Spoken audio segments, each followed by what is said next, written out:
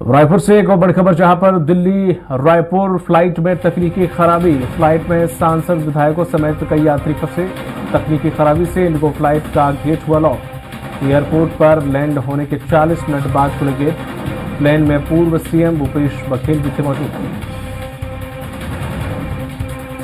लगातार फ्लाइट्स में तकनीकी खराबी के मामले सामने आ रहे हैं। अभी जो मामला सामने आया वो रायपुर से, जहां पर फ्लाइट के दरवाजे नहीं खुलने से यात्री प्लेन के अंदर ही फंसे रहे। दिल्ली रायपुर फ्लाइट में तकनीकी खराबी आई। फ्लाइट में सांसद, पूर्व विधायक, तमाम जो नेता थे वो मौजूद थे। पूर्व मुख्यमंत्री इसमें मौजूद थे। अधिक जानकारी के साथ जुड़ गए हैं हमारे सहयोगी रायपुर से गोपी। गोपी, क्या वजह थी तकनीकी खराबी से डोर लॉक हो गए और ओपन नहीं हुए? जाहिर है कि ये फ्लाइट में लैंड होने के बाद हुआ। अगर फ्लाइट में और कहीं भी हो सकता था, कुछ और तकनीकी खराबी भी आ सकती थी, या कोई आपातकालीन के समय अगर ये गेट ना खुलते तो कोई बड़ा हादसा भी हो सकता था। स्वामी विवेकानंद एयरपोर्ट में उस वक्त हड़कंप मच गया जब ये जानकारी मिली कि जो दिल्ली से रायपुर आई फ्लाइट थी, उसकी टेक्निकल फॉल्ट के चलते गेट लॉक हो चुके हैं। क्योंकि जो फ्लाइट थी वो लगभग 2:25 में लैंड होनी थी राजधानी में, लेकिन लगभग 20 से 25 मिनट पहले ही ये जो फ्लाइट थी वो यहाँ पर पहुंची थी और उसके 15 मिनट पहले इसकी लैंडिंग होनी थी। लेकिन इसके बाद अगर बता दें कि लगभग 40 मिनट तक जो वो फ्लाइट थी वो वहां पर खड़ी रही रनवे पर, और वो ओपन नहीं हुआ डोर। इसमें पूर्व मुख्यमंत्री भूपेश बघेल, रायपुर की महापौर मीनाल चौबे के साथ ही विधायक जो शातुरी नंद, वो अंदर तकरीबन 40 मिनट तक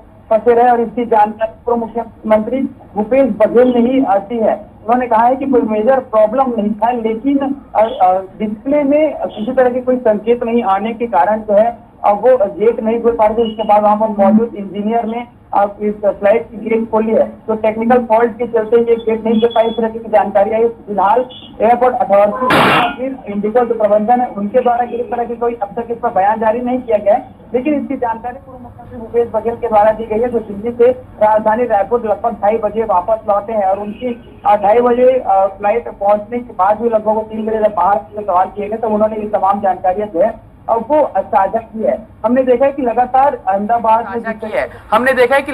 अहमदाबाद में जिस तरीके से प्लेन क्रैश हुए, उसके बाद एक के बाद एक देश भर के जो एयरपोर्ट है वहां से चाहे इमरजेंसी लैंडिंग की बात हो, चाहे और अन्य तरीके से जो फॉल्ट है उसकी खबरें सामने आती रही। और एक बार फिर से राजधानी में जो इंडिगो फ्लाइट है उसमें टेक्निकल फॉल्ट की बातें आई है। फिलहाल कोई मेजर प्रॉब्लम नहीं थी या किसी तरह की कोई इसमें और जो फ्लाइट के उड़ने में किसी तरह की खराबी की बातें जो है वो सामने नहीं आई है। लेकिन टेक्निकल फॉल्ट के चलते जो फ्लाइट में मौजूद यात्री थे उनमें कहीं ना कहीं हड़बड़ाहट जो है वो आ गई थी, क्योंकि 40 मिनट तक ये सभी फ्लाइट में कैद थे, दरवाजा नहीं खुल पा रहे थे और इसके कारण ये फ्लाइट रनवे पर ही खड़ी थी। जी बिल्कुल। यहाँ पर गोपी, फ्लाइट में बेसिकली 2 डोर होते हैं और कुछ इमरजेंसी डोर भी होते हैं, तो क्या वजह रही कि वो आपातकाल डोर ओपन नहीं किए गए, बल्कि 40 घंटे तक प्लेन में ही उनको रखा गया? बल्कि कुछ प्लेनों में तो ये रहता है, छोटे प्लेन जो होते हैं वो जब तक वो चलते या स्टार्ट नहीं होते तब तक एसी भी उनका नहीं चलता है।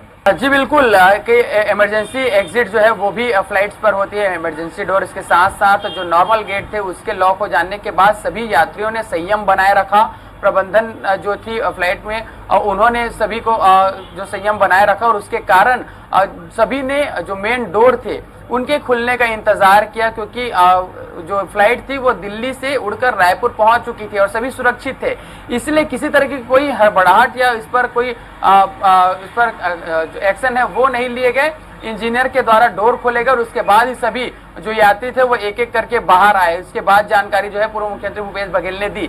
लेकिन किसी तरह की इसमें जो इमरजेंसी डोर थे या और अन्य तरह के जो काम थे वो करने के लिए ना यात्रियों के द्वारा कोई प्रेशर या फिर इस पर बात रखी गई, नए प्रबंधन ने वही बहुत सूझबूझ के साथ में इसमें काम किया और उसके बाद में जो डोर है अब वो खोले गए, जिसके बाद में यात्रियों को जो है वो बाहर निकाला गया। जी गोपी, जब से दिल्ली अहमदाबाद वाला जो हादसा हुआ है तब से हम देख रहे हैं बड़े बड़े जितने भी एयरपोर्ट हैं, चाहे दिल्ली हो चाहे कोलकाता हो, बाकी एयरपोर्ट पर मेंटेनेंस को लेकर और जांच परख को लेकर काफी एहतियात बरता जा रहा है।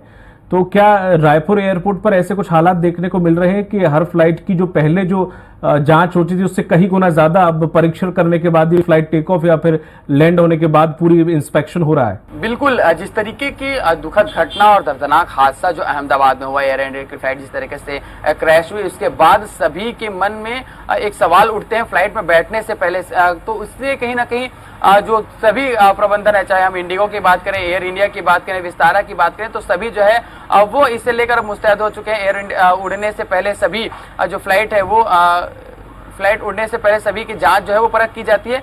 दिल्ली से उड़ी इस जो फ्लाइट है उसकी भी जांच जो है वो की गई थी, लेकिन लैंड करने के बाद इसमें क्या कुछ टेक्निकल खराबी आई, क्या कुछ टेक्निकल फॉल्ट है, जिसके कारण ये गेट जो है वो लगभग 40 मिनट तक लॉक हो गए। इसमें वीआईपी जो है वो भी मौजूद थे, जैसे कि छत्तीसगढ़ के पूर्व मुख्यमंत्री भूपेश बघेल, रायपुर की महापौर मीनल चौबे, विधायक चातुर्नी नंद, ये भी इसमें मौजूद थे।